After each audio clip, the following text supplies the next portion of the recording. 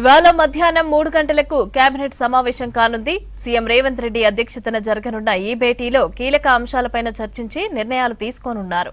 ప్రధానంగా కాళేశ్వరంపై justice PC Ghosh ఇచ్చిన నివేదికపైన high court ఇచ్చిన ఆర్డర్లపైన చర్చించనున్నారు. దీంతో పాటు ఆర్టీసీ సమ్మె కొనసాగుతున్నందున డిమాండ్ల పరిష్కారంపైన కూడా ఏం చేయాలనే దానిపైన కూడా మంత్రివర్గంలో చర్చిస్తారు. మెట్రో టేక్ ఓవర్ కు సంబంధించి 13,000 కోట్లకు రుణం మంజూరు కాగా ఇక ఈ నెలాఖరు కల్లా పూర్తిగా ప్రభుత్వం హ్యాండ్ ఓవర్ చేసుకోవడం పైన కేబినెట్ గ్రీన్ సిగ్నల్ ఇవ్వనుంది. దీంతో పాటు పలు సంస్థలకి భూ కేటాయింపులు, భూముల మార్కెట్ వాల్యూ సవరణ వంటి కీలక నిర్ణయాలు కూడా తీసుకునే అవకాశం ఉంది. ఘోష్ నివేదిక ఆధారంగా కేసీఆర్, హరీష్ రావుతో పాటు పలువురు అధికారులపై ఎలాంటి చర్యలు తీసుకోవద్దన్న కోర్టు తీర్పుపైన ఏ రకంగా ముందుకు వెళ్లాలనే దానిపై ఇప్పటికే న్యాయ నిపుణుల అభిప్రాయం కోరారు. కేబినెట్ లో దానిపై చర్చించనున్నారు. హైకోర్టులోనే డివిజన్ బెంచ్ కు వెళ్లటం లేదా సుప్రీంకోర్టులో ఎస్ఎల్పీ వేయటంపై ప్రభుత్వం ఆలోచన చేస్తోంది. ఇంకోవైపు ఏదైతే ప్రొసీజర్ ల్యాబ్స్ ఉన్నాయని హైకోర్టు వ్యాఖ్యానించిందో దానికి సంబంధించి మళ్లీ కమిషన్ను పునరుద్ధరించి సరిచేయటంపైన కూడా ఆలోచన చేస్తోంది. వీటన్నింటిపైన కూడా కేబినెట్ లో మంత్రులందరితో చర్చించి సీఎం ముందుకు వెళ్లనున్నారు. రెడ్డిగా కేబినెట్ భేటీకి సంబంధించి పూర్తి అప్డేట్స్ యాదగిరి అందిస్తారు. యాదగిరి, కేబినెట్ లో ఇవాళ ఏ అంశాలు చర్చకు వచ్చే అవకాశం ఉంది? అప్డేట్స్ ఏంటి? మమత, ఇవాళ మధ్యాహ్నం సెక్రటరియట్లో సీఎం అధ్యక్షతన కేబినెట్ సమావేశం జరగనుంది. అయితే ఇవాళ జరిగే ఈ కేబినెట్ సమావేశంలో పలు కీలకమైనటువంటి నిర్ణయాలు తీసుకునే అవకాశం అయితే కనబడుతూ ఉంటుంది. అయితే ఇందులో మేజర్గా ఏదైతే కాళేశ్వరం సంబంధించిన దాంట్లో ప్రత్యేకంగా పీసీ ఘోష్ కమిషన్ వేసి అందులో ఏం జరిగింది, తర్వాత ఆ కుంగుబాటు గల కారణాలేంటి, దానికి సంబంధించినటువంటి అనుమతులు, తర్వాత ఆర్థిక పరమైనటువంటి అంశాలు, ఇట్లా ఓవరాల్గా ఈ అన్నిటి అంశాల మీద కూడా ప్రత్యేకంగా పీసీ ఘోష్ కమిషన్ వేసింది ప్రభుత్వం. ఆ కమిషన్ ఆధ్వర్యంలో దాని మీద విచారణ చేపట్టింది. సో ఆ విచారణ చేపట్టిన తర్వాత దాన్ని సవాల్ చేస్తూ కోర్టుకు వెళ్ళారైతే హైకోర్టు దీనికి సంబంధించిన దాంట్లో పీసీ ఘోష్ కమిషన్కి సంబంధించిన దాంట్లో కొన్ని కీలకమైనటువంటి సూచనలు హైకోర్టు చేసింది.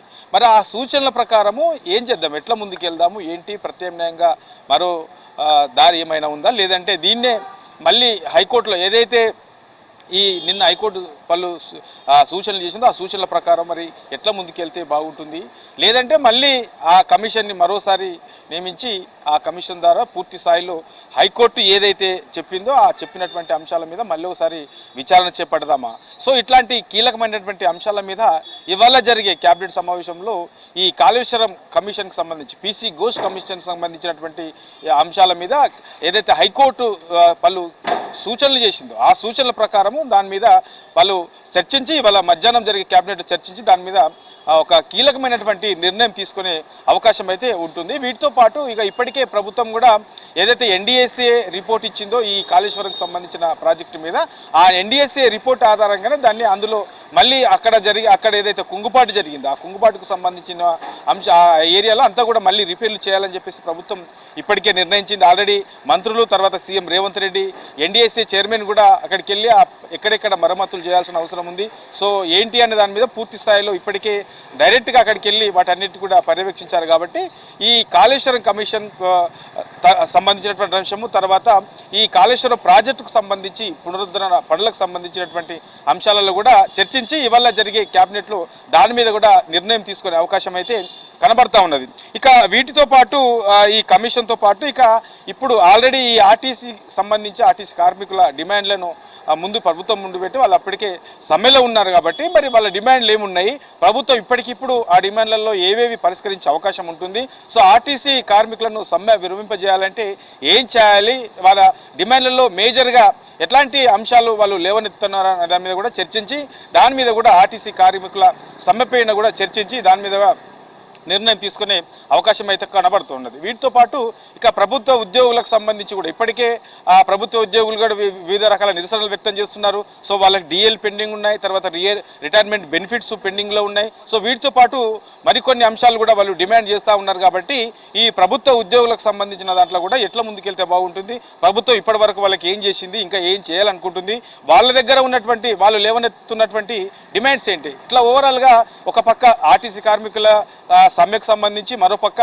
ప్రభుత్వ ఉద్యోగులకు సంబంధించినటువంటి డిమాండ్స్ ఏమున్నాయి. సో వీటి మీద కూడా చర్చించి క్యాబినెట్లో కీలకమైనటువంటి నిర్ణయం తీసుకునే అవకాశం అయితే కనబడతా ఉన్నది. ఇక మెట్రోకు సంబంధించి మెట్రో రైలు ఇప్పటికే ప్రభుత్వ ఆధీనంలోకి తీసుకుంటామని చెప్పి ప్రకటించింది. సో ఈ నెలాఖరులోపు కూడా దీన్ని తీసుకోవాలి కాబట్టి ఆ మెట్రో రైలుకు సంబంధించి కూడా దానికి ఉన్నటువంటి అప్పులన్నీ ఎంత చెల్లించాల్సి ఉన్నది.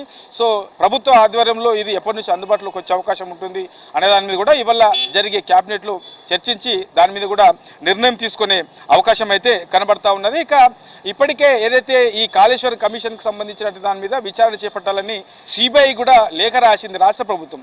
కానీ సిబిఐ నుంచి ఇప్పటి వరకు ఎలాంటి నిర్ణయం కూడా తీసుకోలేదు కాబట్టి మరి ఆ విషయంలో కూడా ఈ సిబిఐ ఆలస్యం అవుతుంది. తర్వాత మరోసారి లేఖ రాయాలి, లేదంటే కేంద్రం పైన దీనిపై ఒత్తిడి పెంచే విధంగా ఎట్లా ముందుకెళ్తే బాగుంటుంది అనే దాని మీద కూడా ఇవాళ జరిగే క్యాబినెట్లో చర్చించి ఈ అంశాలను కూడా నిర్ణయం తీసుకునే అవకాశం అయితే కనబడతా ఉన్నది. ఇక వీటితో పాటు కాంగ్రెస్ అధికారంలోకి వచ్చిన తర్వాత రాష్ట్రంలో సర్వే చేయించింది, సమగ్ర కుటుంబ సర్వే చేయించింది, సిపిఎక్స్ సర్వే. సో దీనికి సంబంధించి కూడా ఇప్పటికే ఇది పబ్లిక్ డొమైన్లో కూడా పెట్టారు. మరి ఈ సర్వేకి సంబంధించినటువంటి అంశాల్లో కూడా రిజర్వేషన్లు, తర్వాత జనాభా, ఆర్థిక పరమైనటువంటి అంశాలు, తర్వాత విద్యాపరమైనటువంటి అంశాలు. సో ఈ అన్నిటి అంశాల్లో కూడా ఆల్రెడీ సర్వే రిపోర్టు బయట ఉంది కాబట్టి దానికి సంబంధించి కూడా ఆ సర్వే రిపోర్ట్ సంబంధించి ప్రజల నుంచి ఎట్లాంటి అభిప్రాయాలు వస్తున్నాయి, సో ఇంకా దాంట్లో ఏమైనా రెక్టిఫై చేయాల్సిన అవసరం ఉందా అనే దాని మీద కూడా ఇవాళ జరిగే క్యాబినెట్లో దాని మీద కూడా చర్చించి కీలకమైనటువంటి నిర్ణయం తీసుకునే అవకాశం అయితే కనబడుతున్నది. ఇక వీటితో పాటు మేజర్గా ఈ